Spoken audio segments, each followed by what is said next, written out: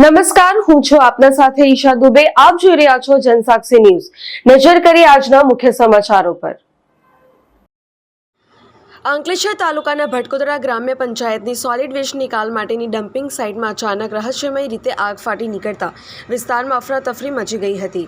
આગના કારણે ભારે પ્રમાણમાં ધુમાડો ફેલાતા આસપાસના વિસ્તારોમાં વાયુ પ્રદૂષણનો ગંભીર ખતરો ઊભો થયો છે. સ્થાનિકોનું કહેવું છે કે આગ લાગ્યા બાદ લાંબા સમય સુધી કાળો ધુમાડો આકાશમાં ફેલાયો જોવા મળ્યો હતો.